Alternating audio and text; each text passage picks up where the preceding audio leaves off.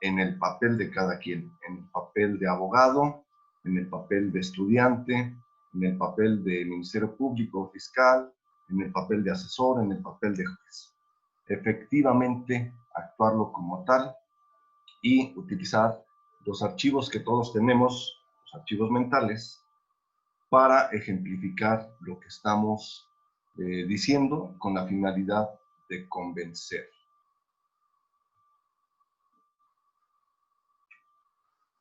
Okay.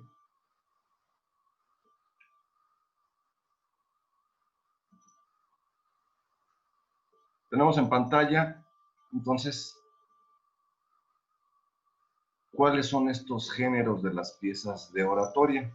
Síganme en la pantalla. Tenemos deliberativo, judicativo y epidíctico. Epidíctico significa demostrativo, o sea, explicar algo. Los tiempos, aquí es lo importante. Si vamos a hablar del futuro, vamos a utilizar un género deliberativo. Si vamos a hablar del pasado, vamos a utilizar el judicativo. Y si vamos a hablar de lo demostrativo, de lo lindo, lo feo, lo bueno, lo malo, utilizamos el epidíctico o demostrativo. Vamos a regresar a esta lámina más adelante.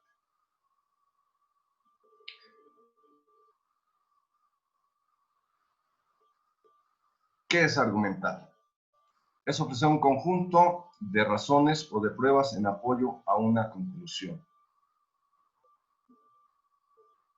¿Qué es un argumento? Es la expresión de nuestro razonamiento que pretende convencer a otras personas en confrontación con razones opuestas. ¿Cuáles son las partes de un argumento? Nuestro autor de cabecera nos dice que son los siguientes. La pretensión. ¿A dónde vas a llegar? ¿Qué quieres obtener con esto? Es el punto de partida y el punto de destino. Por ejemplo, X tiene derecho a que se le conceda el beneficio de la sustitución de la pena. 2. Las razones. Repito, la pretensión, las razones que son los motivos que se esgrimen a favor de la pretensión y que efectivamente sean relevantes, suficientes, pertinentes, son pues los hechos específicos del caso.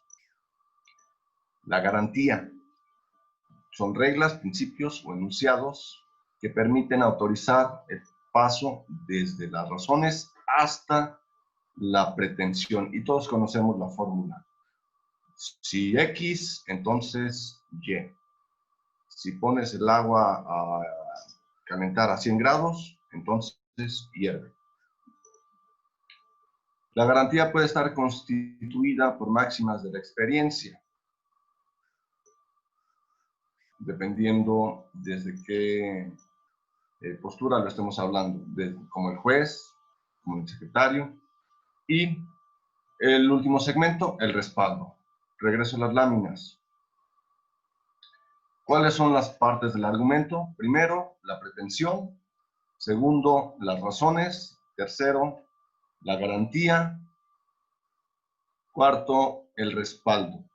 El respaldo se expresa en la forma de proposición categórica sobre los hechos. ¿De qué manera se puede argumentar a partir de tales hechos? Son pues las normas, las tesis, los principios y los derechos fundamentales. Para redondear, la argumentación es un conjunto de técnicas, conscientes o inconscientes, de legitimación de las creencias, de los comportamientos. Y otra vez nos dice alguien más, la argumentación pretende influir, transformar o reforzar creencias o comportamientos. La argumentación consiste en esgrimir una serie concatenada de razonamientos. Es un acto de habla, es un medio para conseguir un entendimiento lingüístico. Tiene como fin la justificación de la propia posición sobre la cuestión jurídica.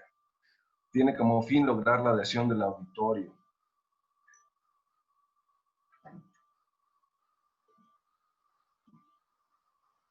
Ok, me regreso.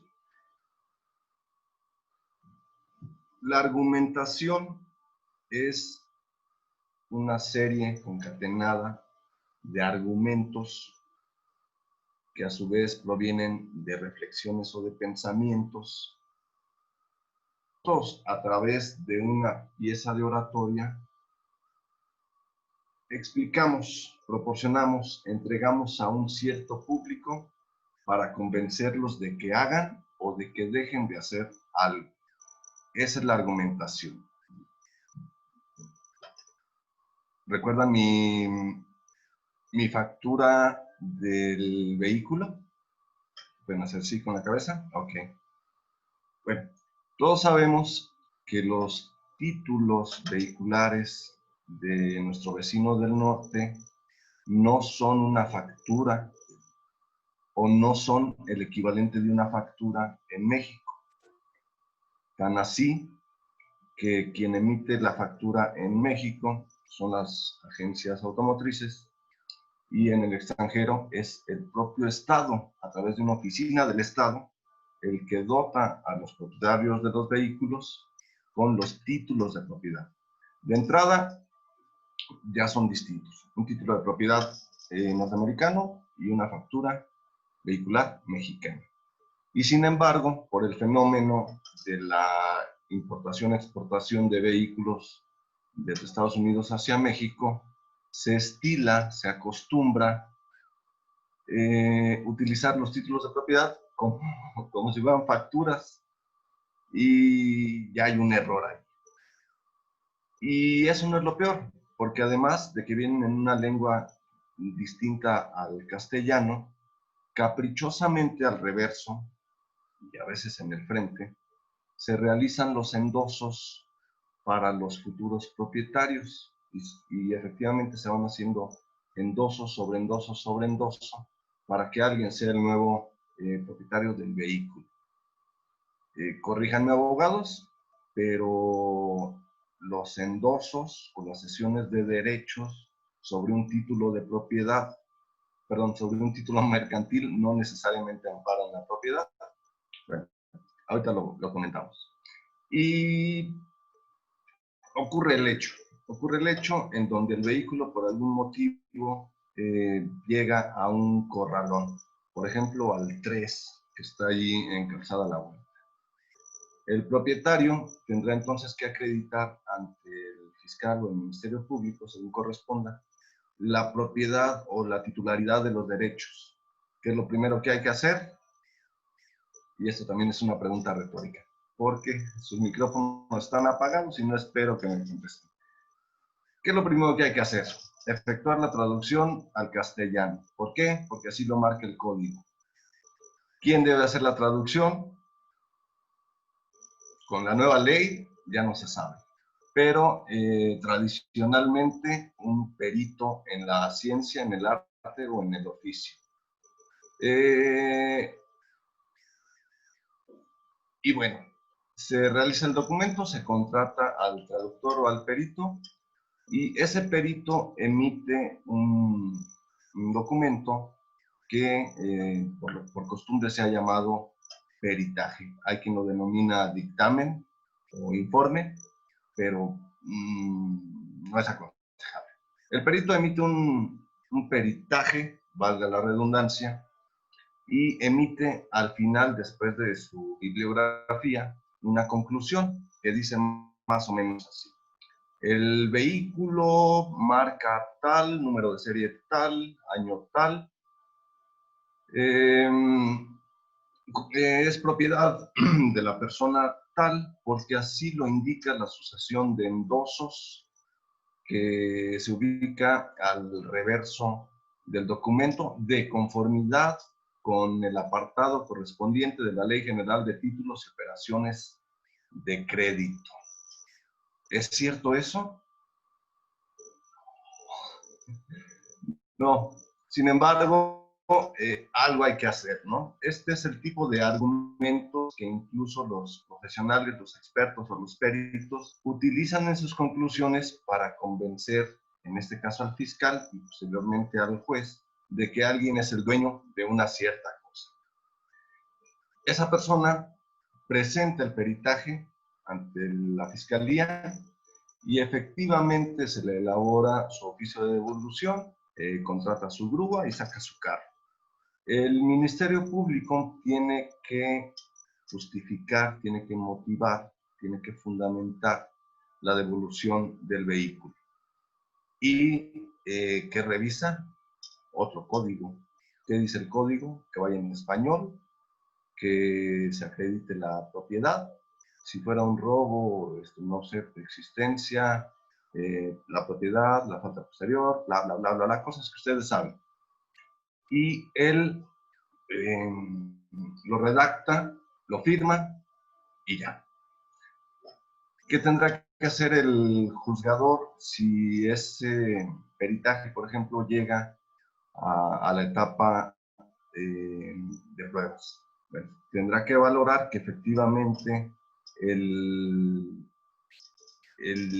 documento cumpla con los requisitos de formalidad. ¿A dónde voy con todo esto? Bueno, que el perito tiene que saber argumentar y tiene que saber de retórica. El fiscal debe saber argumentar y debe conocer un poco de retórica. El juez lo mismo. Todo mundo, los estudiantes deben conocer no solamente la parte de saber argumentar, de saber concatenar una serie de razonamientos para convencer a alguien de que haga o deje de hacer algo. En este caso, la simple devolución de un vehículo. En otros casos, la libertad de una persona. En otros casos, la convivencia con un menor, ¿sí? Pero argumentar y utilizar la retórica en la argumentación no son lo mismo. Hay argumentos que pueden ser pertinentes, útiles y muy efectivos, incluso siendo cortos.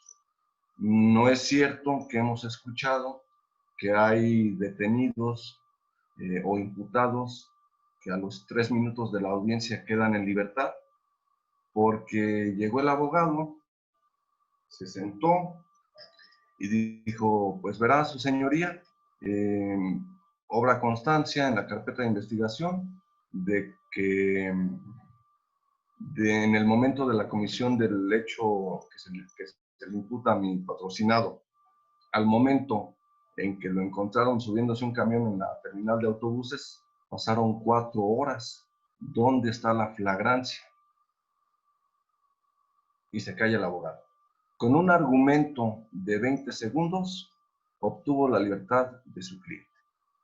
En otros casos, en otros momentos, en otras situaciones, será necesario ser mucho más extensivo, como la cuestión de los fiscales al presentar de la imputación.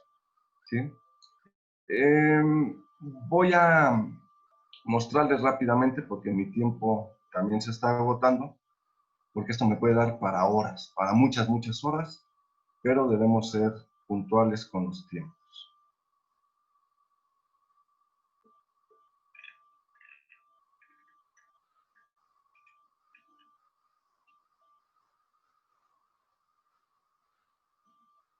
Ay. No, no, no, no, no, no, no, no. Okay.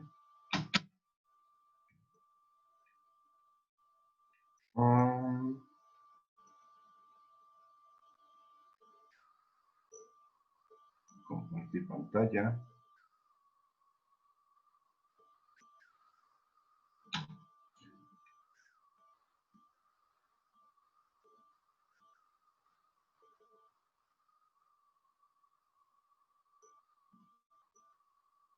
Compartir pantalla. Bueno.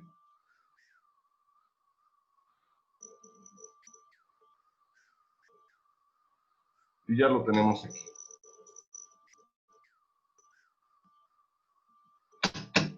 Este es un parámetro, este es un termómetro. Y los invito a un ejercicio mental sobre qué clase de oradores somos cada uno de nosotros. Somos como el primero, aquellos a quienes escuchan.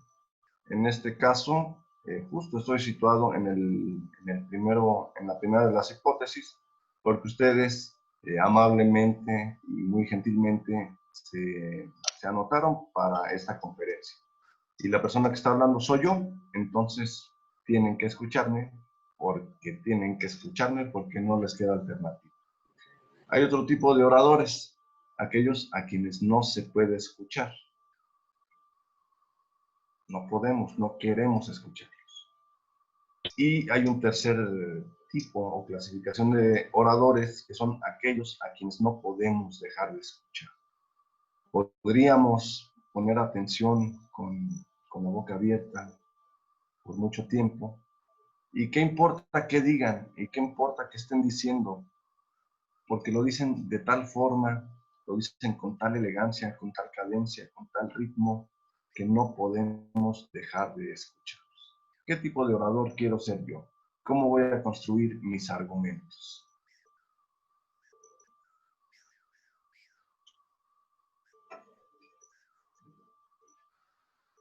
Eh, para concluir y dejar simplemente sembradas las semillitas sobre lo que es la retórica y la argumentación jurídica combinada,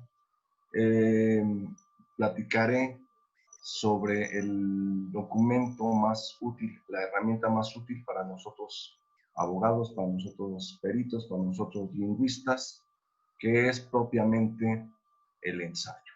El ensayo en sus distintas formas, el ensayo con los mínimos requisitos de los 3 párrafos, el encabezado y las referencias. El primer párrafo se construye con una oración inicial en donde efectivamente se expresa lo que el orador espera que haga su público. Y siempre es una oración muy fuerte, muy concreta y muy convincente. En el caso extremo o en el caso ridículo es el tipo de encabezados que utilizan los periódicos. Siguióla, siguióla, acusóla, violóla, matóla con una pistola. Sí, algo así, ¿no? O sea, ¿qué vas a hacer? La primera oración siempre es la más fuerte. A partir de allí, comienzas a ejemplificar, utilizas figuras retóricas en donde haces un símil, haces una comparación, haces una metáfora sobre lo que estás diciendo. Y para concluir el primero de los párrafos, haces una paráfrasis de la misma oración inicial, que eso podría ser la primera parte del silogismo. En el segundo de los párrafos, proporcionas información, fuentes confiables, investigaciones, estadísticas, entrevistas, y brincas a un tercer y último párrafo que en conclusión unifica las ideas, los pensamientos, concatena los razonamientos y producen el arma con la que se espera convencer, persuadir a nuestro público para que hagan o dejen de hacer algo. Les confieso que no esperaba extenderme tantísimo y son 10 minutos para las 8 de la noche, por lo tanto vamos a abrir el micrófono también con mis compañeros del IFIFUM para dudas, preguntas, comentarios y anticipando una de las preguntas y si les puedo compartir todo el material que tengo aquí.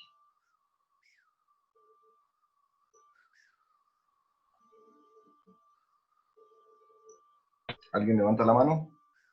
Pueden compartir sus preguntas ya sea por el chat o abriendo sus micrófonos. Entonces, si lo hacen por el chat, yo haré la lectura de la pregunta para compartirla con el licenciado David. Y si no están en la libertad, voy señalando los que voy persiguiendo que levantan la mano. Y en este momento el profesor Gabriel Duque levantó la mano. Adelante, profesor. Pues para el exponente o para los abogados, bueno, yo también soy abogado, pero en este último espacio de la reforma legal, no he estado de cerca ahí, no he estado litigando. Y realmente me preocupa, ya había oído cómo está un poco siendo este asunto, pero me preocupa que sea real y se siga haciendo así la exposición de un caso, en el sentido de que se presente ante un auditorio el caso y que el abogado sea un orador, pero no en el sentido que teníamos todos ya absorbido por mucho tiempo, incluso a veces uno proyectando su imagen más vieja de orador en Roma o ya no digamos en Grecia, sino en lo actual. Y no solamente en lo actual, sino más refundido hacia lo político. Hacías, maestro, una analogía de lo que pasó hace 2 sexenios con uno de los personajes y que decías incluso que un orador puede obviamente admitir su error. Entonces, la pregunta es efectivamente si funciona así en los juzgados, es decir, si no hay realmente, como decías en un momento dado, pruebas que un poco, digamos dejando de lado la argumentación propiamente que alguien puede utilizar, digámoslo así, marrulleramente para convencer a alguien. Si está sucediendo así, está realmente grave el asunto. Pero no sé, esa era la pregunta. ¿Sí está abierto el asunto legal a que un orador, independientemente de que tenga argumentos legales y sea más bien, digámoslo otra vez, extremadamente un Peña Nieto y pueda convencer al público y gane el juicio, ¿no? Esa es la pregunta más o menos, a ver si se me entendió. Sí, sí, maestro Duque. Debo ser puntual. Solo en materia penal, solo en la audiencia inicial o de formulación de la imputación, sí se utiliza la retórica, sí se utiliza la argumentación en su máxima expresión.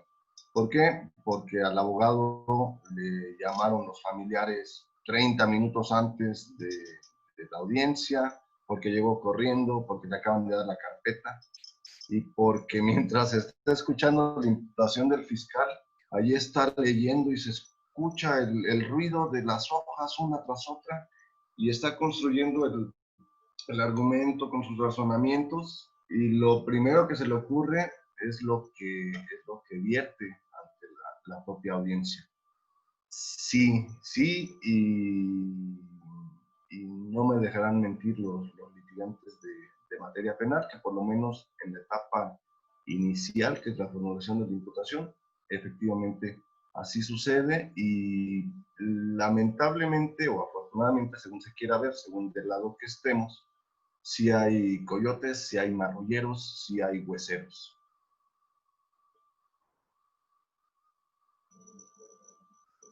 Bien, profesor, de parte de la estudiante Jacqueline Moreno, como estudiantes de Derecho, ¿usted qué libros nos recomienda leer para tener un mayor lenguaje y así poder tener una mejor argumentación? Todos los libros, de todos los colores, de todos los sabores, chiquitos y grandotes, especializados y no especializados. Revistas con lenguaje para audiencias cultas y para audiencias no cultas, como el de Muy Interesante y esas cosas. Todo se vale, todo funciona, incluyendo desde todo lo que es filosofía, todo lo que es lógica, todo lo que es retórica, los clásicos, y sin dejar de mencionar, y espero que no me juzguen de manera negativa, pero incluso las historietas, incluso los cómics, incluso los instructivos de los aparatos que tenemos en casa. Todo funciona.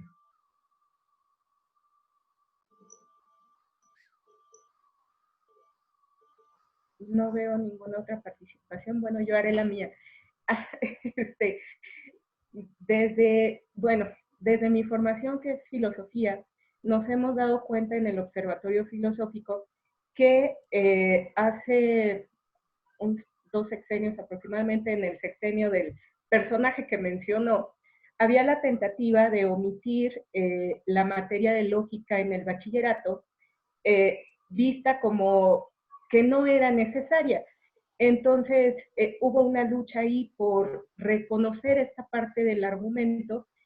¿Qué opina usted sobre esta idea de retirar esta materia en los estudiantes de bachillerato y cómo van a llegar a las licenciaturas de Derecho si no hay un antecedente para aprender las figuras silogísticas, las falacias, los argumentos válidos, inválidos, los consistentes e inconsistentes, y a qué nos enfrentamos con esto? Entonces, quisiera su opinión. Sí, gracias. Bueno, parece que vibramos usted y yo en la misma frecuencia, ¿no? Y muchos de los que estamos aquí. La lógica es fundamental. La filosofía y una de mis partes preferidas, la estética. La lógica con la estética, por ejemplo, si conocemos un poquito de lógica, lo elemental, sabemos que hay una cosa que se llaman juicios categóricos y otra cosa que se llama juicios estéticos.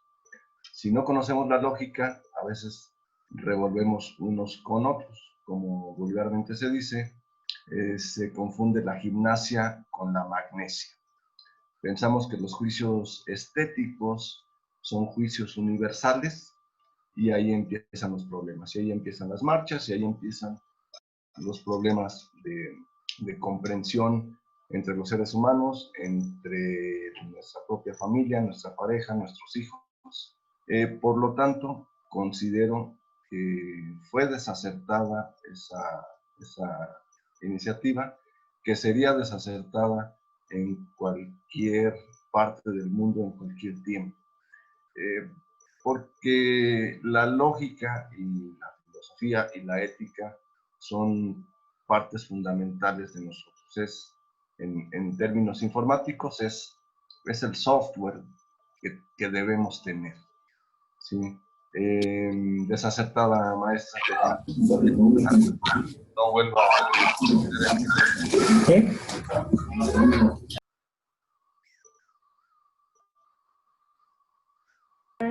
Maestro Gabriel, adelante.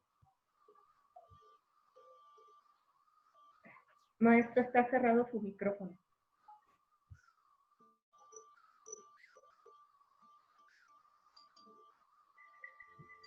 Perdón, no me había fijado. La carrera de abogados y la carrera de medicina,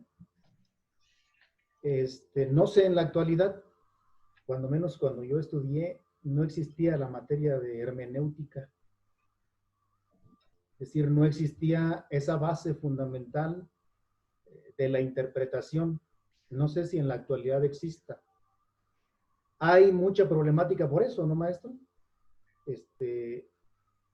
Y máxime, por ejemplo, dice la maestra que efectivamente se querían retirar las materias de filosofía y de lógica. En la Universidad Michoacana no sucedió, pero en todo el otro sector sí sucedió. ¿Cuántos alumnos no hay que llegan a la Facultad de Derecho que no contaron con esas bases? ¿Y cuántos no, por su cuenta, pues abrevaron de todo ese contenido que comentabas, maestro? Y que incluso, pues yo creo que ahí está. Toda esta base que estás diciendo es muy importante, la lógica que ya decía también la maestra. Pero si no hay ese bagaje cultural, ¿sobre qué se argumenta? ¿Sobre qué se puede decir? Pues, ¿tú crees, maestro, que debe existir esas materias en la escuela de Derecho? O, por ejemplo, en esta en la que estamos nosotros, pues, elaborando, no existe esta materia. ¿Crees que debería de estar? Esa es la pregunta. Sí, sí, y voy a explicar por qué, y espero no agarrarme otra hora hablando sobre mi fundamento filosófico. O sea, sí, maestro, porque estamos creando, con la omisión de la lógica y la estética y la filosofía, estamos creando una cosa que se llama anarquistas funcionales. Este término me lo prestó un amigo, pero voy a hacer lo propio. Así como los analfabetas funcionales, como muchos de nuestros familiares de hace 2 o 3 generaciones, que no sabían escribir ni sabían leer, y sin embargo criaron una familia de 9 de mis tíos. Así también ahora tenemos anarquistas funcionales. Y salga cada quien de su casa y voltee a la derecha y a la izquierda, y hay una banqueta invadida, y hay un carro mal estacionado, y hay un imprudente con una bocina a todo volumen, y hay una serie de imprudencias y un puesto de tacos invadiendo la mitad de la calle y alguien manejando a exceso de velocidad. Y sin embargo parece que todo funciona. O sea, sin embargo, dentro de este anarquismo hay algo que funciona. Entonces, eso es lo que estamos creando. Personajes al vapor, personajes de la vida profesional, pero del tipo ejecutivos y del tipo aquí y ahora. La cuestión es que se filtran o nos filtramos solitos. Por ejemplo, en la Facultad de Derecho todos sabemos que cada año egresamos alrededor de 1000 abogados, 1000 personas que bien podrían ejercer la abogacía. Y en la realidad, en los pasillos de los juzgados, de las fiscalías o de los tribunales administrativos, ¿a cuántos de esos 1000 nos encontramos? ¿5? ¿3? Y de esos 5 que sí litigan a lo largo de ese año que egresaron, ¿cuántos quedan? ¿Cuántos permanecen? Y ejercen infinidad de distintas funciones, excepto aquello para lo que se supone fueron a prepararse cruzando la avenida Tatabasco. ¿Esto es bueno o malo? No lo sé. No lo sé, pero sí es cierto, maestro y todos, que se está creando esta figura en donde son una especie de somos. Bueno, no me incluyo. Son una especie de autómatas, de anarquistas funcionales, y lamentable también se están cumpliendo las predicciones de Alvin Toffler y de su hermano, porque ya estamos entrando al shock del futuro, ¿no? Ya cada vez menos relaciones interpersonales, cada vez menos gusto por lo bello y lo bonito, cada vez menos gusto por el arte y la cultura entendida como aquello que no es algo que hacemos en el tiempo libre, ¿no? Sino que la cultura es lo que nos hace libres todo el tiempo. Muy bien, maestro. De parte de David César Ramírez, maestro, ¿qué autores nos puedo recomendar respecto a la argumentación jurídica? Es decir, ¿qué podemos entender de manera más amplia este tema tan importante?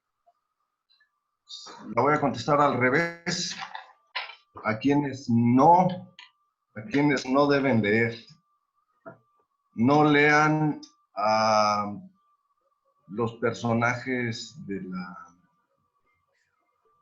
Ay, ¿cómo decirlo sin utilizar palabras fuera de contexto?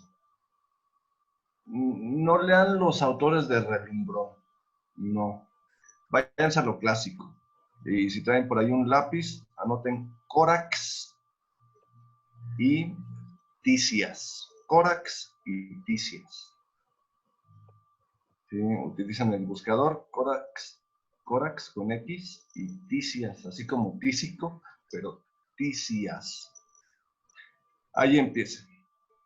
ahí empiecen, no hay más. Váyanse a lo clásico y no le hagan tanto caso a los autores de relumbrón de la vida, de este mundo, de este mundito eh, político, de este mundito jurídico de nuestro país. No, ¿y por qué? Porque hay personas que escriben artículos, que escriben libros, que dan conferencias y le explican a los chamacos o a nosotros litigantes cómo es que se debe litigar, cómo es que te debes ir a parar a un ministerio público a las 3 de la mañana. Y al paso del tiempo te das cuenta que ellos jamás en su vida se han parado en un juzgado, jamás en la vida han sacado un borrachín a las 2 de la mañana, jamás en la vida han ejercido propiamente la profesión. Entonces, yo sí soy de la idea de que no se puede dar lo que no se tiene. No puedes enseñar a alguien a dar un abrazo si tú no sabes abrazar. No puedes enseñar a alguien a, no sé, a nadar si tú mismo no sabes nadar. Entonces, no le hagan caso a estas personas, váyanse a lo clásico en concreto. Muy bien. De Armando Andiano, como aportación, les comparto que yo estudié la prepa en el seminario menor y la lógica, latín, etimología y gramática española son muy elementales y esenciales. Un abogado me ponía a leer los contratos y escrituras que tenía y me ayudó bastante. Entonces, sí, Armando. Y nosotros lo hacemos al revés. En la Facultad de Derecho llegan los teólogos a platicarnos de lo que ellos mismos hacen, ¿no? Filosofía, teología. Y finalmente son lo mismo. Finalmente, acuérdate, y lo sabes, la hermenéutica es el estudio de los textos, tradicionalmente de los textos sagrados. Disciplina que inicia formalmente con nuestro padre San Jerónimo y que después hace pedazos Martín Lutero allá por el año 1500, pero es que hacemos lo mismo, las leyes y las sagradas escrituras, pero básicamente y esencialmente son lo mismo. El círculo hermenéutico se aplica en una y en otra, y si sabes leer un contrato, sabes leer la Biblia y a la inversa.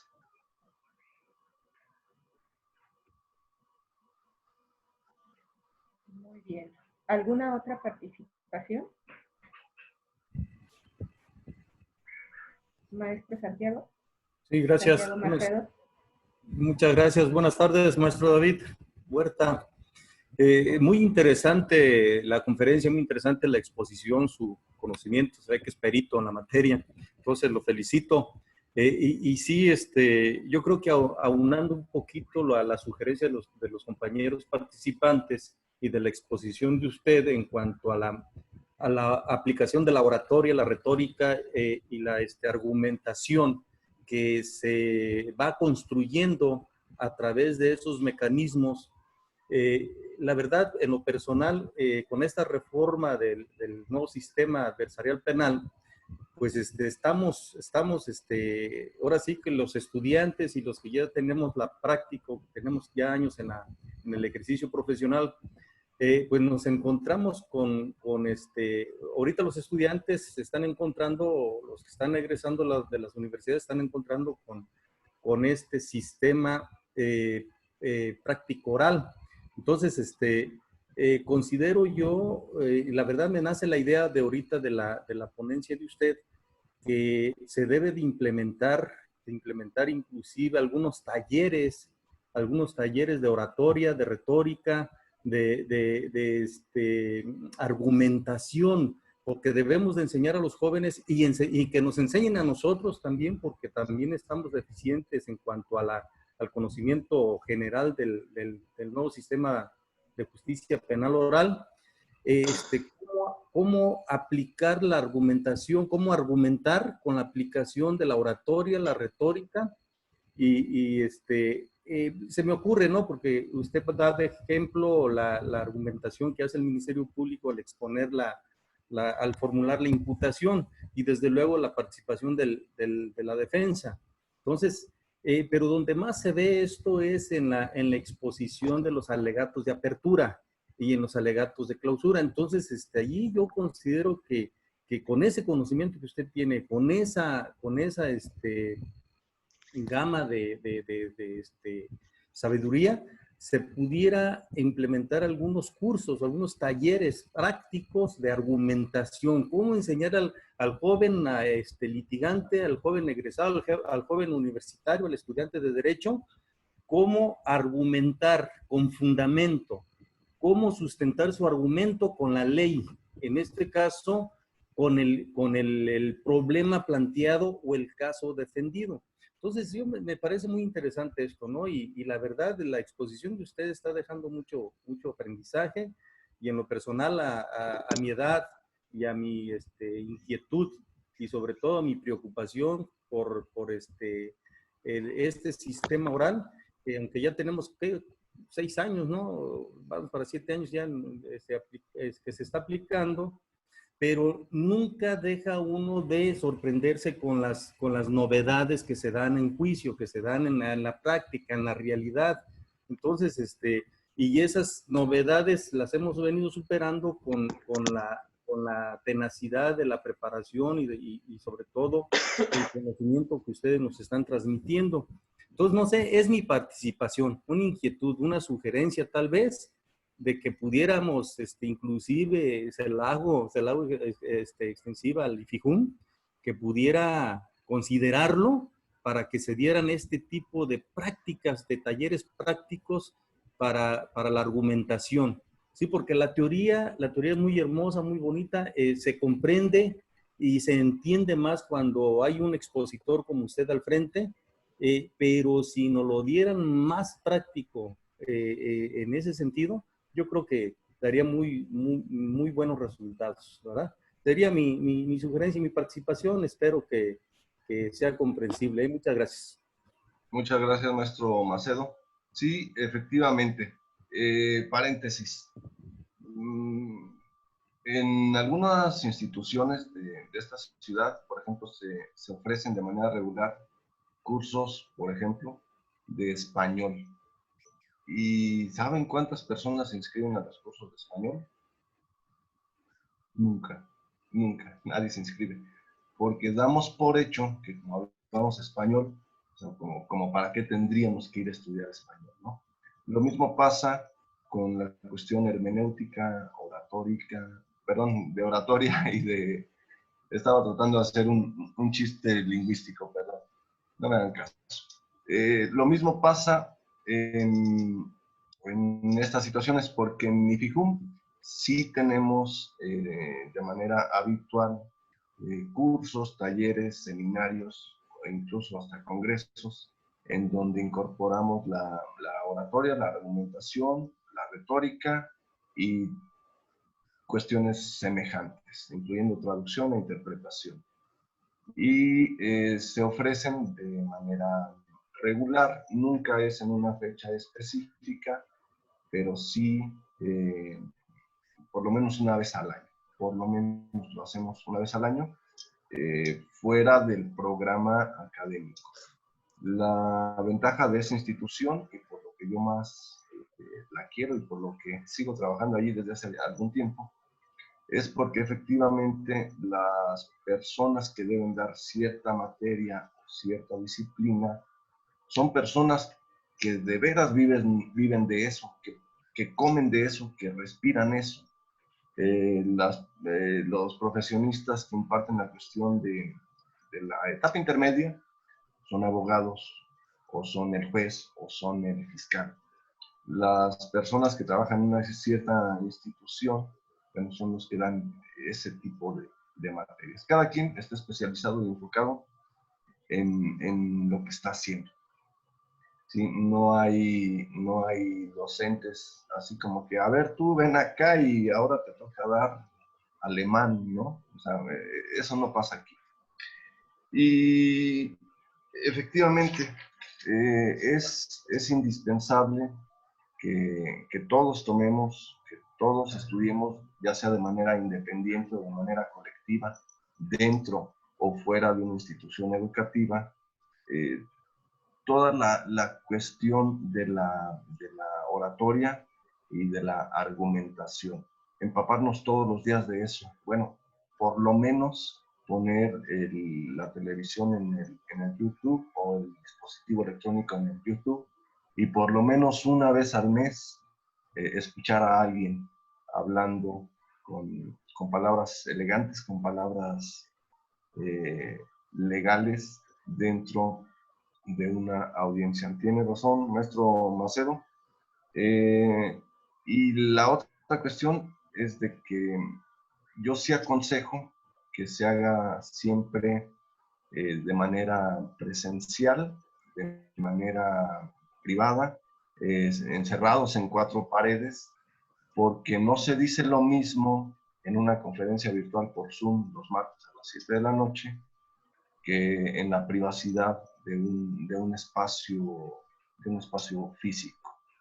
Sí, hay cosas que jamás nos atreveríamos a comentar en estos canales de comunicación y que sí haríamos en un espacio cerrado. Por eso aconsejo a todos aquellos que tengan el interés de tomar algún taller, curso, diplomado o lo que sea de oratoria, hermenéutica o argumentación, que sí se den la oportunidad de hacerlo en un espacio cerrado y si fuera en una institución educativa mejor. Y si fuera en el IFIJUM, encantados, allá los encontraríamos. Muy bien, maestro. De parte de Edgar Gómez, ¿considera que las nuevas exigencias de la argumentación jurídica competen a los abogados a conocer los derechos humanos? Y en caso de ser así, ¿considera que el elemento subjetivo o moral del derecho es esencial en la estructura de la argumentación? ¿Cómo lo aterrizaría? Sí, con la definición clásica primero de lo que es el derecho. Contesto la pregunta de abajo hacia arriba. O sea, ¿qué es el derecho? El arte de lo justo, lo bueno, el arte de lo justo y lo equitativo. Es darle a cada quien lo que le corresponde.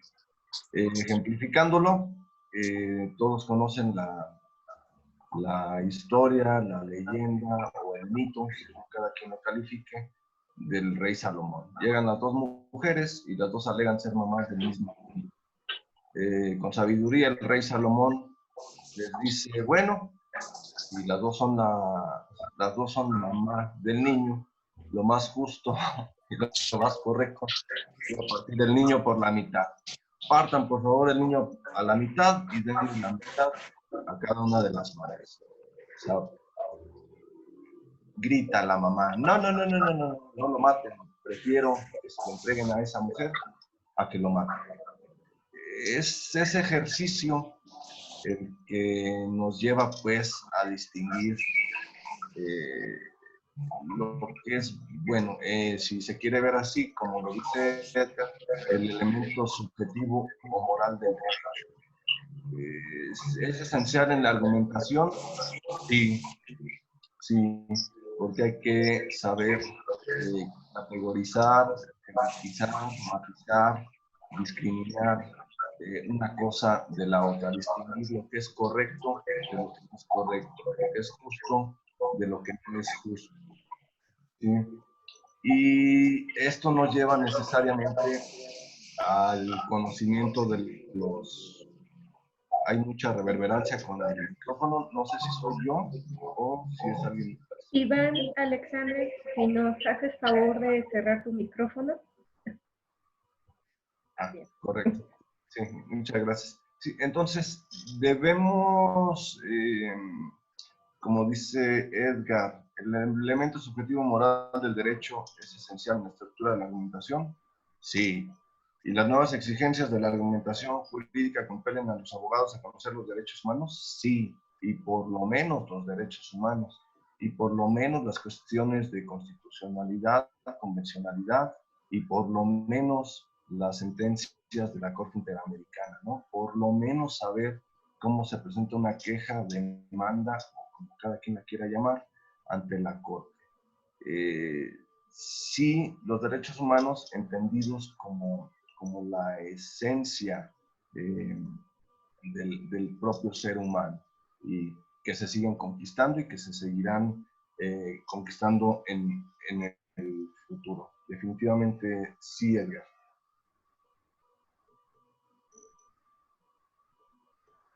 Bien, como dice, los alumnos superan al maestro y le encontraron una contradicción. Usted dijo que, de parte de Abby, usted dijo que leyéramos todo y ahora dice que no hay que leerlo todo. Dice Abby, muchos filósofos no eran abogados, no litigaban y aún así se leen sus libros. Sí, ese es el momento en el que debo reconocer que también cometo errores, ¿no? Como lo comentaba al principio, no siempre puedo desprenderme de mi ropaje humano y de mis pensamientos humanos, y que sigo atrapado en este cuerpo, en este planeta, y que sí tengo cierta aversión contra ciertos personajes que dicen ser abogados y que no litigan. O sea, sí, pero ese no es el punto. El punto es que escriben libros y que tratan de convencer a personas o de que los van a enseñar a litigar cuando ellos mismos no lo hacen. Por eso me decanto por de alguna forma evitarlos. Yo los evito, pero ustedes lean de todo, lean lo que quieran. Muy bien, pues si no tenemos ninguna otra participación, pregunta, agradecemos su presencia, le damos las gracias al licenciado David Huerta por acompañarnos el día de hoy. También queremos dar las gracias a ustedes por su presencia por parte del Instituto de Formación, el Instituto de Formación e Investigaciones del Estado de Michoacán. Entonces, damos las gracias y damos por concluida la sesión. No sé si quiera agregar algo más, licenciado. Agradecerles a todos su tiempo, agradecerles la disposición de sentarse a escuchar las palabras que salen de estos labios, agradecerles a mis compañeros de trabajo que veo por allí, son muchos, agradecerles a Eunice, a todos en lo general. Son 83 personas, a las 83 personas que están conectadas y que nos conocemos. De veras, insisto, agradezco insistentemente y bueno, confío que de alguna manera haya sembrado una semillita, haya sembrado por lo menos la inquietud de por lo menos ver un video de filosofía en las redes sociales, ¿no? En el sentido de que yo sé que sí lo hacen, de que yo sé que son litigantes, que son abogados y que de eso viven y de eso comen y de eso le dan de comer también a 3 niños, o sea, sí lo sé, pero siempre falta más. Siempre hay que hacer más cosas, siempre hay que investigarle un poquito más, rasguñarle, pellizcarle a las palabritas, siempre tener el espíritu inquieto y de conocer más, porque bien sabemos, mientras más sabemos, más desconocemos y hay que hacerlo porque el tiempo es breve. Muy bien, muchas gracias. Juan Manuel. Sí, agradecemos a nuestro ponente, el maestro David Huerta Osornio, por aceptar la invitación de brindar y participar dentro de este espacio en la conferencia titulada Retórica y Argumentación Jurídica. Gracias, maestro, por compartir con nosotros su conocimiento y su experiencia dentro de este tema interesante, esperando haya sido de agrado para todos ustedes. Ahora bien, nuestra compañera Melissa Corral nos brindará una pequeña información. Muy buenas noches, mi nombre es Melissa Corral, encargada de la promoción y difusión educativa del Instituto de Fijón. Les comentamos que nuestra próxima conferencia será el próximo 23 de junio del año en curso con el tema Amnistía y Derechos Humanos, a cargo de la profesora y maestra Evangelina Raya Arreola. Y también decirles que, tomando en cuenta las respuestas del formulario, se ha decidido crear un grupo de WhatsApp para informarles sobre las futuras conferencias, diplomados y oferta educativa de licenciaturas, maestrías y doctorados. En el chat les hago llegar el enlace del grupo o me pueden mandar un WhatsApp y con mucho gusto los integro. Al mismo tiempo, les compartimos que durante todo el mes de junio tendremos un 15% de descuento en las mensualidades de cualquiera de nuestros programas de licenciatura, maestría y doctorado, que iniciarán en el mes de agosto. Si hay algún interesado en estos programas, les proporciono el celular de la institución, 4432-253969. Este mismo les será copiado en el chat. Muchas gracias y nuevamente, muy buenas noches. El Instituto de Formación e Investigaciones Jurídicas del Estado de Michoacán agradece la asistencia de todos y cada uno de ustedes y los invita a ser partícipes de las conferencias que tenemos para ustedes dentro de esta plataforma, con el objetivo de enriquecer y fortalecer sus conocimientos en el ámbito jurídico. Muchas gracias a todos y nos vemos en nuestra próxima conferencia. Buenas noches. Un aplauso para el maestro.